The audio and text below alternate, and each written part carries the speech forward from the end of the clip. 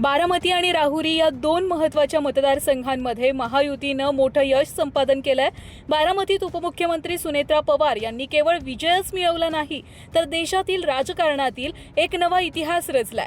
बारामती विधानसभा पोटनिवडणुकीत सुनेत्रा पवार यांनी विजयाचा असा विक्रम प्रस्थापित केला आहे जो देशाच्या राजकीय पटलावर सुवर्ण अक्षरांनी लिहिला जाईल। सुनेत्रा पवार यांनी 2,18,930 मतांचे विक्रमी मताधिक्य घेत विजय मिळवलाय। या विजयासह त्यांनी उपमुख्यमंत्री अजित पवार यांच्या स्वतःच्या जुन्या मताधिक्याचा सुद्धा विक्रम मोडीत काढलाय।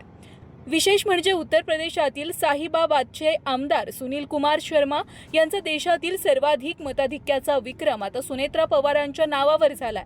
विजयानंतर सुनेत्रा पवार यांनी अत्यंत संयमी भूमिका मांडली आहे। त्या असं म्हणाल्यात की हा विजय जल्लोष करण्याचा नसून बारामतीकरांनी आदरणीय दादांना वाहिलेली ही खऱ्या अर्थानं आदरांजली आहे। बारामती हे आमचं कुटुंब आहे आणि जनतेनं दादांवर जो विश्वास दाखवला त्याबद्दल मी कृतज्ञ आहे। तर दुसरीकडे राहुरीमध्ये अक्षय कर्डिले यांनी मोठ्या मताधिक्यानं विजय मिळवत विरोधकांना धोबी पछाड दिली आहे। अक्षय कर्डिले यांनी 1,12,587 मतांनी दणदणीत विजय मिळवलाय।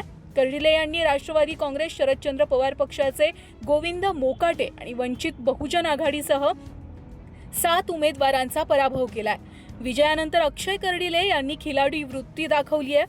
त्यांनी जाहीर केलंय की ते लवकरच प्राजक्त तनपुरे यांची भेट घेणार आहेत।